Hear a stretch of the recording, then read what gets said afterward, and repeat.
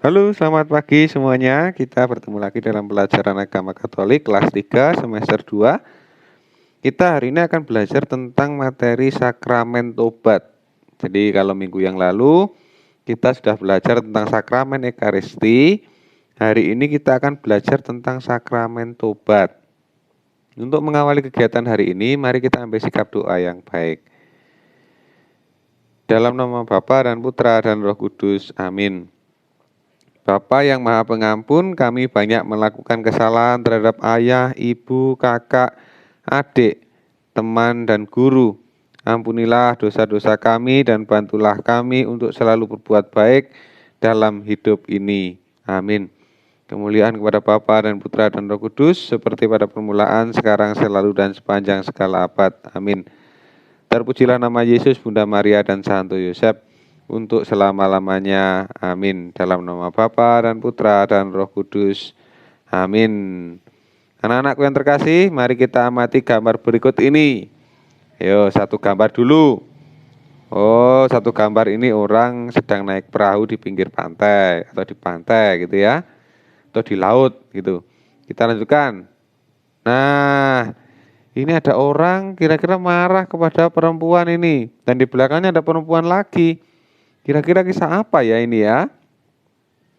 Nah, betul sekali, kisah maling kundang. Nah, anak-anakku yang terkasih, sebelum Pak Wana membacakan kisah maling kundang, Pak Wana perlu sampaikan bahwa sebuah perubahan di dalam hidup ini itu membutuhkan proses yang sangat panjang.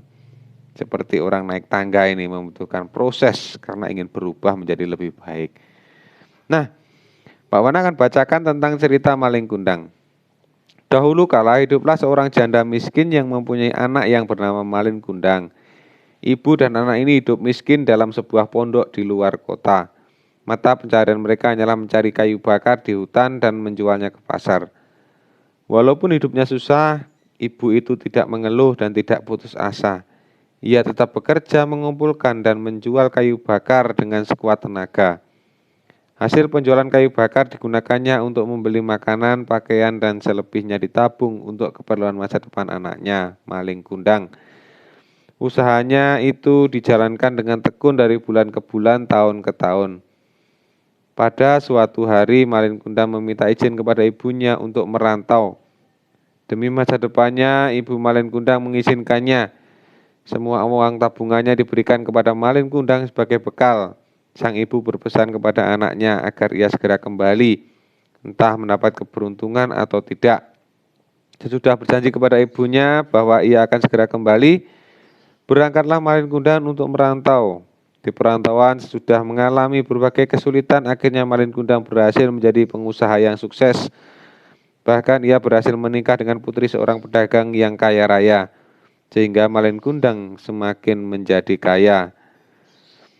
Pada suatu hari dalam pelayaran dagang keliling Nusantara, kapalnya singgah di kota kediaman ibunya. Orang-orang sekampung yang masih mengenang Maling Kundang segera memberitahu ibunya bahwa mereka melihat Maling Kundang. Maka datanglah sang ibu untuk menjumpai anaknya. Dari jauh Maling Kundang melihat ibunya datang dan masih mengenalinya, walaupun sudah tua dan sakit-sakitan.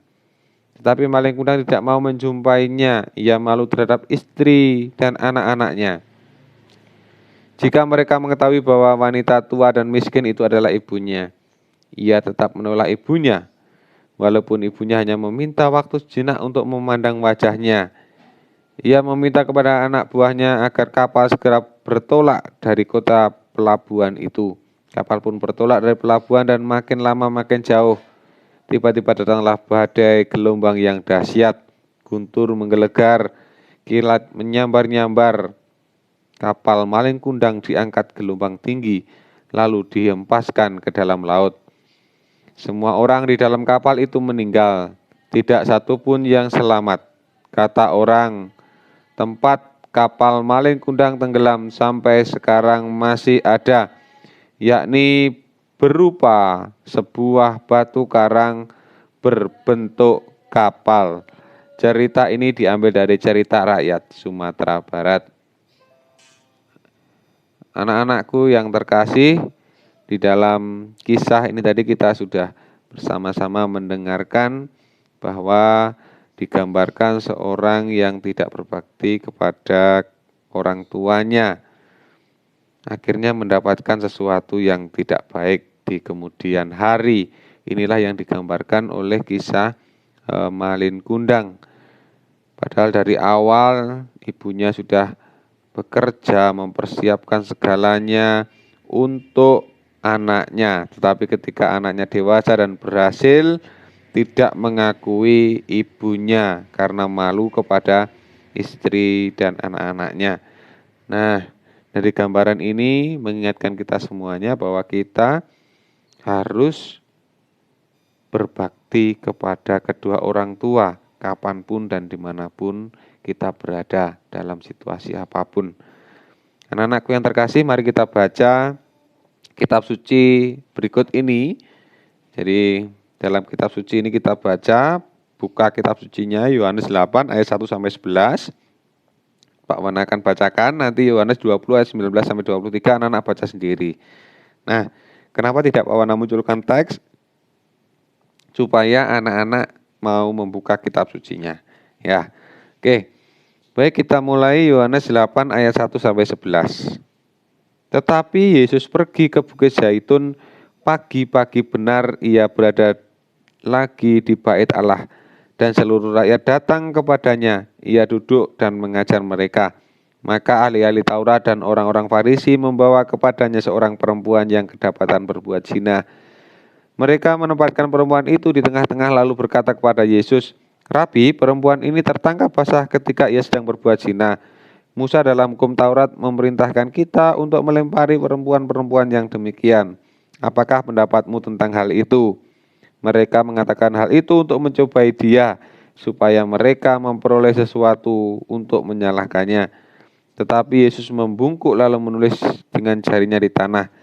Dan ketika mereka terus-menerus bertanya kepadanya, ia pun bangkit berdiri lalu berkata kepada mereka, "Barang siapa di antara kamu tidak berdosa, hendaklah ia yang pertama melemparkan batu kepada perempuan itu." Lalu ia membungkuk pula dan menulis di tanah. Tetapi setelah mereka mendengar perkataan itu, pergilah mereka seorang demi seorang, mulai dari yang tertua. Akhirnya tinggallah Yesus seorang diri dengan perempuan itu yang tetap di tempatnya. Lalu Yesus bangkit berdiri dan berkata kepadanya, "Hai perempuan, di manakah mereka? Tidak adakah seorang yang menghukum engkau?" Jawabnya, "Tidak ada Tuhan." Lalu kata Yesus, "Aku pun tidak menghukum engkau. Pergilah dan jangan berbuat dosa lagi mulai dari sekarang." Demikianlah Injil Tuhan.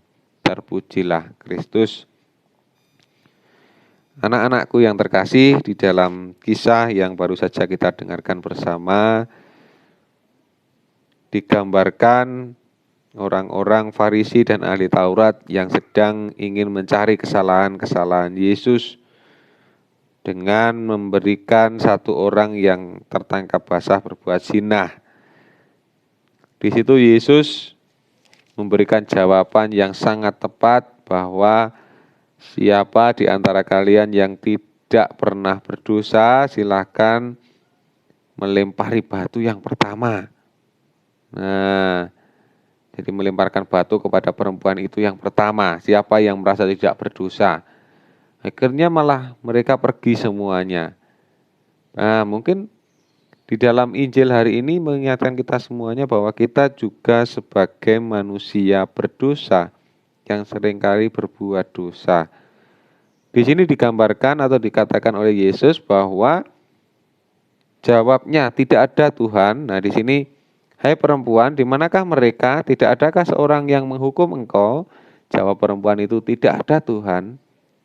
Ini menggambarkan apa? Menggambarkan bahwa semua manusia pernah berdosa. Lalu kata Yesus, "Aku pun tidak menghukum engkau. Pergilah dan jangan berbuat dosa lagi mulai dari sekarang." Jadi ini pesan yang disampaikan oleh Yesus kepada orang-orang yang berdosa termasuk kita. "Aku pun tidak menghukum." Kita diminta pergi berarti berbalik tadi, dan jangan berbuat dosa lagi. Jadi pesan yang disampaikan Yesus adalah kita diminta untuk tidak berbuat dosa lagi mulai dari sekarang. Nah, anak-anak yang terkasih, Yohanes 20 ayat 19 sampai 23 anak-anak baca di dalam hatinya masing-masing. Nah, dosa. Apa itu dosa? Dosa berarti berbalik dari Tuhan, sesama, dan lingkungan. Jadi kita berbalik dari Tuhan. Kita tidak lagi mengakui Tuhan. Dosa selalu merugikan diri sendiri dan sesama. Kalau kita berdosa itu berarti merugikan diri sendiri dan sesama. Pak Wana contohkan ketika mencontek. Mencontek itu berarti merugikan diri sendiri karena kita tidak mendapatkan ilmu yang baik. Kita tidak mendapatkan kepintaran. Dan merugikan sesama. Maksudnya apa merugikan sesama? Ya, merugikan orang lain yang kita contek. Nah, dengan bertobat berarti kembali kepada Tuhan, sesama, dan lingkungan. Jadi bertobat itu berarti kembali kepada Tuhan, sesama, dan lingkungan. Tuhan sangat senang menerima kembali setiap orang yang bertobat dan kembali kepadanya. Sakramen tobat merupakan tanda bahwa Tuhan mengampuni dosa-dosa kita, bahwa kita sungguh-sungguh bertobat. Jadi sakramen tobat itu merupakan tanda bahwa Allah mengasihi manusia dan mengampuni manusia. Kuasa pengampunan dosa diberikan Tuhan Yesus kepada para rasul yang diserahkan kepada para penggantinya. Siapa pengganti para rasul zaman sekarang? Ada uskup dan para imam. Jadi yang memberikan pengampunan dosa atau sakramen tobat itu adalah uskup ataupun para imam. Imam memberikan pengampunan atas nama Tuhan, bukan atas namanya sendiri. Nah, ini yang harus dimengerti oleh anak-anak. Imam memberikan nasihat dan memberi denda dosa. Denda dosa itu disebut penitensi. Ya, diingat-ingat, denda dosa disebut penitensi. Ya, itu penitensi atau denda dosa. Anak-anakku yang terkasih, nanti ada satu tugas di mana anak-anak harus melanjutkan menulis doa tobat. Anak-anak nanti bisa diisi di classroom, melanjutkan doa tobat dengan penuh semangat dan penuh rasa tobat. Mari kita akhiri kegiatan hari ini dengan berdoa. Doa ini diambil dari buku Madah Bakti nomor 60. Mari kita bersatu dalam doa. Dalam nama Bapa dan Putra dan Roh Kudus. Amin. Allah yang Maha Baik, aku ingin menjadi anak yang baik. Aku ingin berbuat seperti yang Kau kehendaki. Aku ingin membantu orang lain, namun aku tidak selalu berhasil. Maafkanlah aku. Allah yang Maha Baik, Engkau memberi begitu banyak sesuatu yang baik dan bagus padaku. Aku ingin berterima kasih, namun aku terlalu banyak memikirkan diri sendiri. Maafkan aku. Allah yang Maha Baik, aku telah berbuat jahat dan aku tidak dapat memperbaikinya. Yesus telah mengalahkan yang jahat. Ia wafat bagiku, disalib dan mencurahkan darah kayunya untuk pengampunan dosa. Maafkanlah aku. Allah yang Maha Baik, aku boleh membantumu untuk memperlihatkan kasih-Mu pada orang lain. Aku berniat untuk berbuat baik, tolonglah aku untuk melaksanakannya. Demi Kristus Tuhan kami. Amin. Dalam nama Bapa dan Putra dan Roh Kudus. Amin. Anak-anak yang terkasih, demikian pelajaran agama hari ini. Jangan lupa tetap patuhi protokol kesehatan, jaga kesehatan baik-baik, tetap makanan yang sehat, yang bergizi, 4 sehat 5 sempurna. Selamat pagi, Tuhan memberkati.